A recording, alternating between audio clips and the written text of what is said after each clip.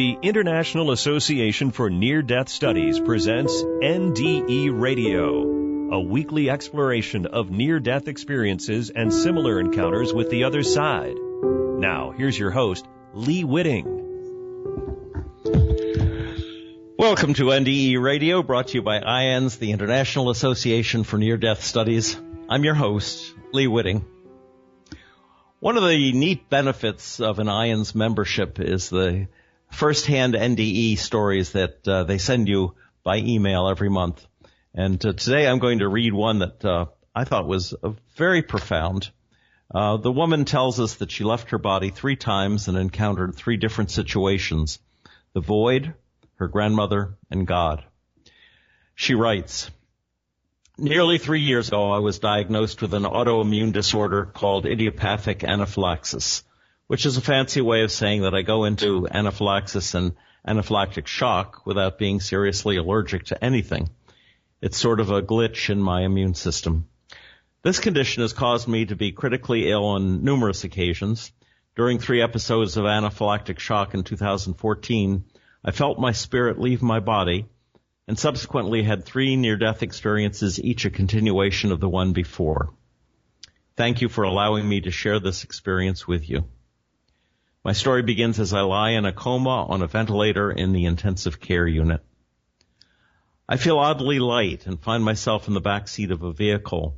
My longtime friend is driving. I notice it's pouring rain. She's wearing mismatched clothes and is pulled over beneath a canopy at a gas station. She's looking at her phone, and I peer over her shoulder to see what she's writing. I see her type, "Hang on, kiddo, I'm coming," and post it to Facebook. I'm then sucked back into darkness. My mind begins to awake, push me up from what feels like deep sleep and into full consciousness. Opening my eyes, I see total blackness and perceive that what lies before, behind, above, and beneath is a deep and endless void through which I am unable to navigate. A crushing sensation pushes around and against me, though when I move my arms, there's nothing physical touching me. Where is this terrible pressure coming from, I wonder? The oppressive environment wrings my existence like a wet rag, making each breath a tremendous effort. Every muscle drags air into my lungs, then squeezes it back out. I feel as though a very negative, heavy spiritual energy is all around me. I'm alone in this space, as though no one else has ever existed, and I wonder if I've been in this soul-oppressing purgatory all along. Maybe I dreamed it all, my life and family, the world. Could there have been a place and time I'd created in my mind to provide some relief from this darkness? It was too terrible to consider. Exhausted, I felt the deep sleep encroaching, and I begged her to swallow me into her gut and keep me there, that I would never know this awful place again. She hears my pleas and quiets my conscious mind into the blackness, mercifully rendering me completely unaware. The reprieve from the void seems short as I awaken again to this dreaded place, aching for even a sliver of light, anything to help me figure out where I am. It's not hell, of that I'm certain, but knowing that doesn't diminish my hopelessness. How long have I tarried in this unending abyss? Every moment here is a second and an eternity all at once. If the life I remember was real and I'm ever able to return, I'll live differently. I'll embrace my days with passion and joy, not just let them slip by as though each one wasn't a gift. Each time I emerge from the sleeping quicksand, I ask the same questions. Where am I and why am I here? Where has everyone gone? I puzzle, searching my mind, trying to make sense of my state. Maybe I should try to move, but how and where? I struggle to make some forward motion, each vacillation a tremendous effort, as though I'm trying to move through thickening concrete. It feels like invisible forces are holding me in place. The work is so draining and so taxing that the deep sleep in her compassion takes me in her arms and gives me rest. Finally, after what seems an eternity, something changes. I've moved through the void and now find myself on one side of what seems like a barrier. Sensing that I'm floating, I near the divider and peer through. There, in a hospital bed, lies my physical body. How can I be there and here at the same time? The wall doesn't yield to me, but as I approach it, the scene on the other side becomes clearer. My body is hooked to wires and tubes. I must be sick. The realization gives me hope. It wasn't a fantasy. I hadn't been dreaming at all. Squinting my eyes, I see my daughter standing beside my bed. To the right, a ventilator pumps and churns behind her. What's wrong with me? Why am I in the ICU?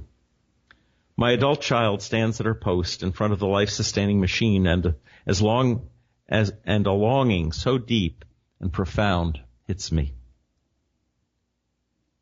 I need to touch her, to take her in my arms and make all of this go away. I feel and hear her thoughts and know that despite her outward show of strength, she is frightened and worried. Instinctively, my hand reaches for her, but are stopped by the cruel wall.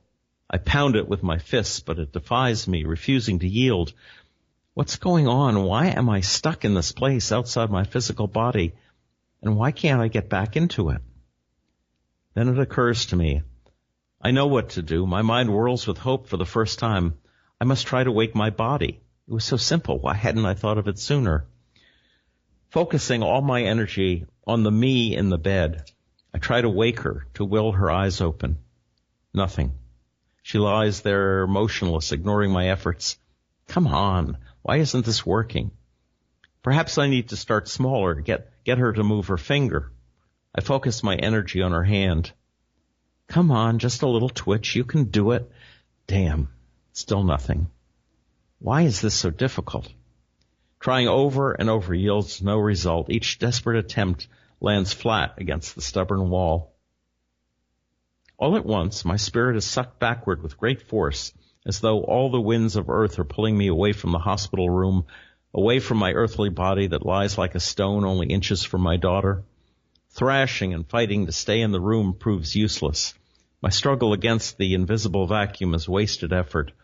I'm sucked back into the heartless, dispassionate void. Time passes unmarked. How long have I been here? A day? A week? The void shows no mercy as it holds me in its grip. I shut my eyes tightly, open them, and find myself again near the membrane between the void and the hospital room. The relief of being close to the physical world is profound. This time it's different, though. The wall is pulsing as if it's breathing. Moving closer, I pop through the airy wall and float over my physical body. She is motionless, attached to monitors and the ventilator. Her body is showing no more life than the blankets that cover it. After only a few seconds, the scene in the hospital grows dim, and I'm forcefully sucked back into the darkness. The void feels heavier. The pressure on my chest makes it difficult to get air into my lungs. I remember I don't need to breathe. The ventilator is doing that. Still, something is pushing me to inhale and exhale, to reconnect my spirit with the me that lies in the hospital. The effort is exhausting, like trying to swim with cement blocks tied to my limbs. Pressing forward, I struggle to find the membrane. Why can't I go back to the life I remember? Watching my physical body from my helpless situation in the upper corner isn't enough. I want to either wake up in my body or stay in the deep sleep, never to know the void again. How long must this cycle continue? Lamenting my situation and aching for another chance at life, it dawns on me that the void is a place of my own making. A representation of my apathy, a symbol of the wall I'd spent a lifetime building. Its bricks were ones I'd stacked to keep people out and my feelings in. A barrier of my own construction, built brick upon brick with each hurt I'd suffered. My efforts to protect myself had made me less real, less vulnerable, less joyful, as impenetrable as the coma I lay in. My physical self in the ICU had no idea how close she was to losing it all. When I finally realized the void was a prison of my own design, it split open with a thunderous boom. A bright light shone before me. The darkness was still there, but now it was behind and beneath me. being pushed back and down by the brilliant light. I was being pulled, drawn, as if by a powerful magnet, into the arms of a glorious spirit. Am I finally being rescued from this terrible place? Oh, let it be so. The spirit, bold and adorned in light, held me tightly to her breast. I felt her energy swirling around me like a great funnel cloud, holding me effortlessly in the middle. Pulling me in closer with one arm, she thrusts out her other arm. Her fist whooshes past me toward the darkness and lands a blow on the soulless place. The void explodes, and the fragments fly around us, trying to enter her whirlwind of energy, but unable to penetrate it.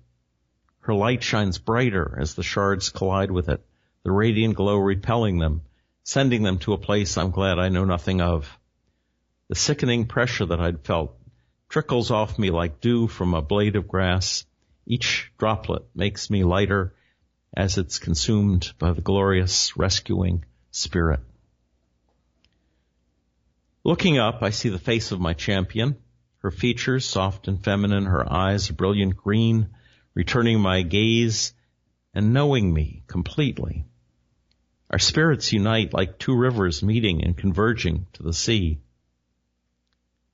She's familiar to me, but when I try to recall how I know her, it falls away like a dream that hides in the curves of your brain, playfully evading discovery.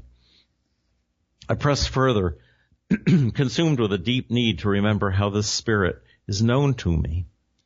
My eyes draw upward to her hair, her brilliant red hair, like nothing I've seen before. To call it red is to describe it with a pitifully inept word, akin to calling the sun a flicker of light. Her hair, it's like fire on her head. It has an energy that defines her powerfully and holds her, and in an instant I remember her, my maternal grandmother. Tears spring to my eyes and my heart leaps in my chest. She was an amazing woman in life, and clearly that same spirit followed her to the place where she found me. Laughing and crying, my tears came in torrents, purging me of the grief of her loss that I wasn't aware I still harbored. She hadn't died. No, she's more alive here than she was in her body. The realization took my breath. Her gaze, soft and sweet, relaxed me completely, and I melted into her arms. For the first time in a long time, I felt safe. Ah, safe. When had I last felt untouchable by harm? What a balm to my soul. Resting in her embrace, I allow my resonance to merge with hers, our energies entwining and encircling us, yet somehow each spirit still identified as its own.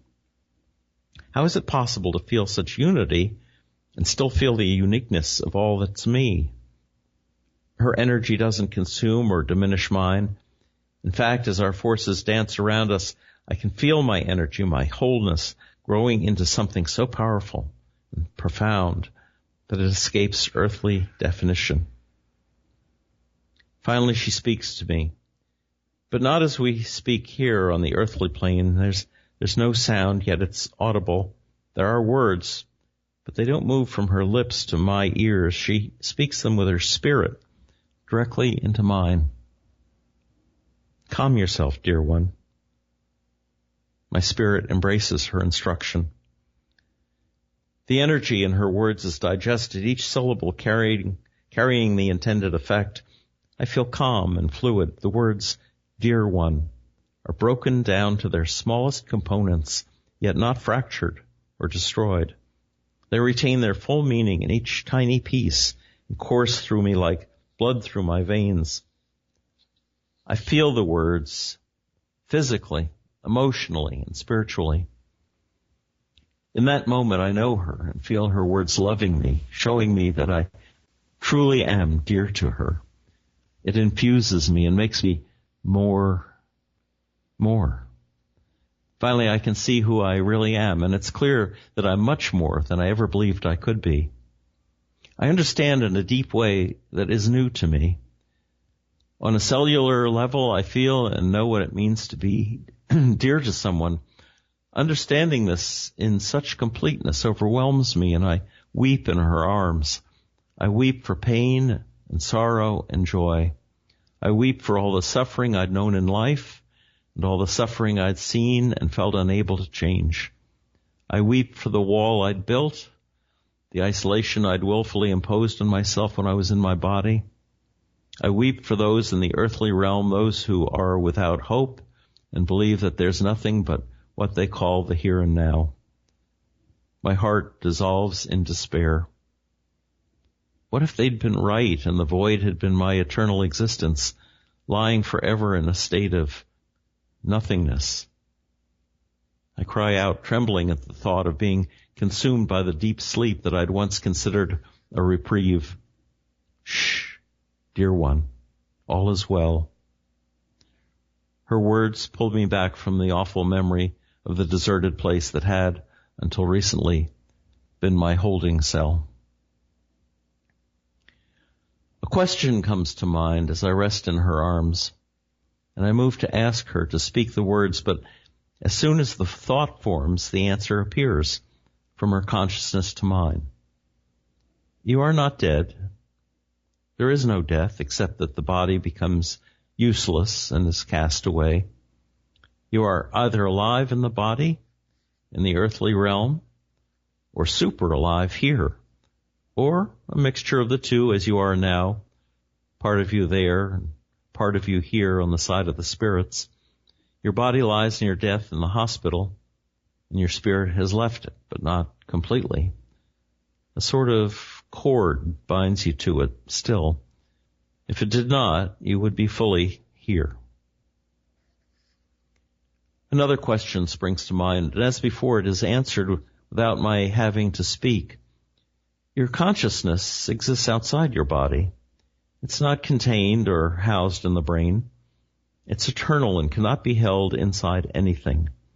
It exists whether your physical body does or not. You can access it with your brain, but it isn't kept there like some sort of component. Consciousness endures despite the body. You've heard it said, dear one, that energy isn't created or destroyed. It simply changes forms. It's true on the earth plane, and it's true here.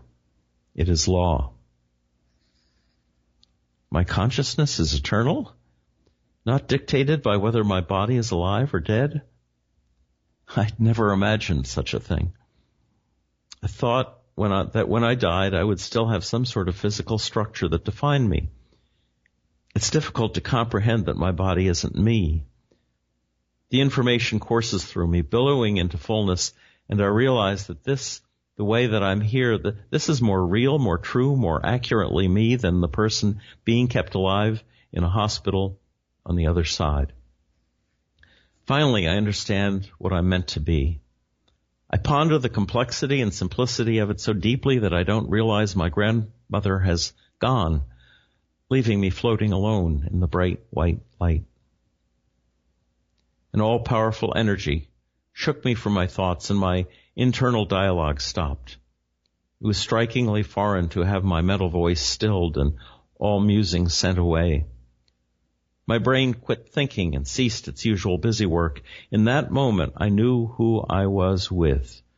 2 words formed in my mind. I am. I was with the Spirit of God, and I knew Him. I knew Him in a sense that was physical, spiritual, and mental. He held no form. There was no embodiment for what could hold Him, what could contain the eternal. The white light of His penetrating energy was unstoppable. It couldn't be dimmed. It touched me and went deeper still, beneath my physical self, of whom only a perception remained. His vast white presence soaked into every part of me, diving deep into my core and stealing my breath, of which I had no need, because I was filled with His light. I lay myself bare to this energy, letting it fill every empty space inside me. It took up all those spaces without diminishing me in any way, for the white energy of God does not take from us. It only gives, filling us to overflowing. His radiant light moved with powerful intent toward all parts of me, surrounding and infusing every cell, filling my body with intense warmth and vibration that was an indescribable joy to my ears, my skin, and my spirit. I remained intact, retaining what was of benefit to me, while that which wasn't of benefit seemed to never have been. I was unable to recall the pain, hurt, and shame that were once my close companions, and I had no desire to try to bring them forth to my memory. I saw my life before me as though watching a movie. I saw people I'd loved and people my love had affected without my knowing it. The ripple effects of the good I'd done in my life played out on the screen and filled me with joy. Seeing all the deeds done by others because of love I'd shown them made me weep with joy. I had no idea such small acts resulted in such profound expressions and manifestations of love.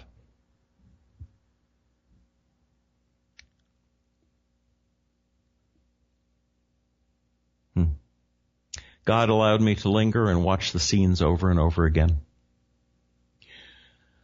My focus was pulled back to the bright white light. It permeated me to my tiniest cell, wrapping me and filling me. I relaxed my head back, not wanting to feel burdened by the weight of it.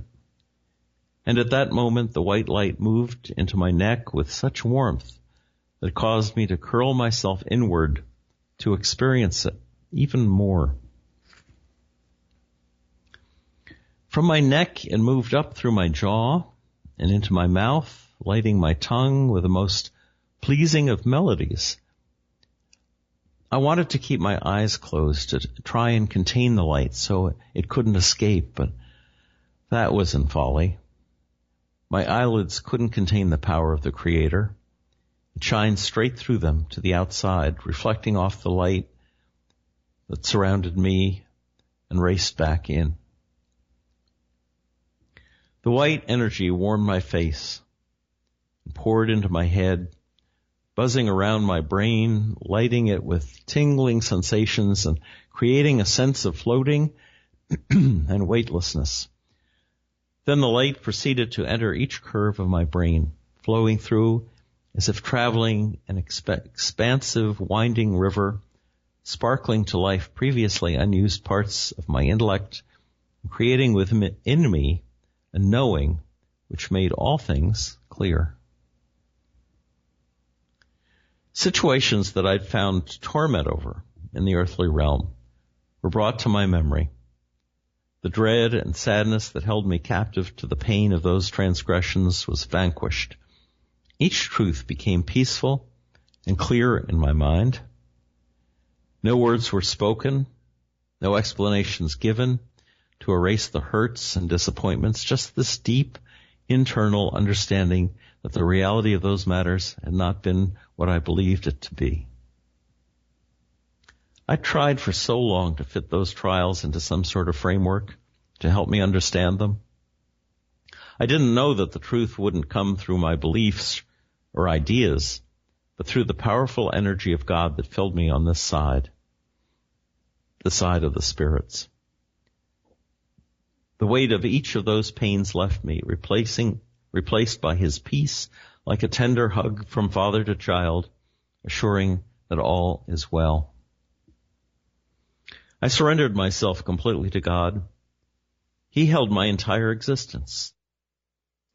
His light flooded out of me, exuding from my bones, pouring out from each strand of hair. Even my eyelashes were aglow and tingling with His light and love. God was drawing me back to His core, where I had belonged all along. I allowed myself to move closer and closer to His center. Then suddenly it was no longer external, it was internal, the bright light source dwelling at the deepest part of my being. God's Spirit living inside me, residing in my heart, my spirit, my soul. For the first time I understood that God was vast and personal, and that my invitation long ago had taken up residence in my spirit. I felt as though I might burst with joy and explode into light, the rays from the blast reaching the farthest expanses of the universe. I dove into the light, wanting never to return to the earthly realm. Then suddenly I was stopped. I knew that I couldn't continue this path, not yet. I longed to stay, to make it to the spark of my existence, but it was not to be. The light grew dim and distant, and I became fretful, crying out to God, please grant me at least the memory of this. I feel I will lose all hope if I can't at least have that. I woke in my hospital bed, the memory of my time on the other side held deeply within. I've experienced significant changes since my NDE and now see life in a whole new way. The most important lesson learned since my experience, the message I need to share with the world, is that we are all connected. Life, at least in Western culture, teaches us to be independent. From the moment we draw our first breath, we are cast into a society of separatism. We build fences and walls, both literally and figuratively, to keep others out. As we grow into adulthood, those separations become battlefields, further dividing us, even from the God who created us. The independence is continuing and contrary to what our spirits need and desire. It engages us in a lifelong struggle with our very essence and becomes the source of all conflict. If we, as children of God, are ever to make a real difference, we must first come to the understanding that we are linked to each other by our Creator. I am connected in spirit with the criminal, with the beggar, with the infirm.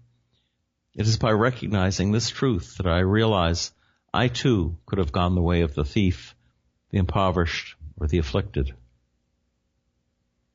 I came back from my NDE with a truer understanding of the strength and power endowed in each by our Creator. We need not sit idly by, staring up at the sky, waiting for God to fix the problems here on earth. He is right here with us, equipping us with His love so we can work together and get the job of caring for each other done.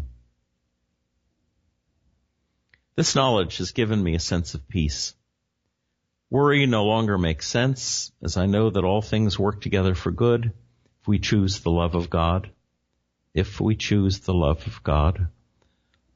I'm slower to anger and not easily hurt. Why should I be angry or hurt? When someone wrongs me, I feel compassion, understanding that I once lived a life consumed with self and in that hurt others. I walk taller and my smile is finally genuine, not just a mask I wear. I strive to remember God's love when I speak and gauge my words so that they don't bring pain to others.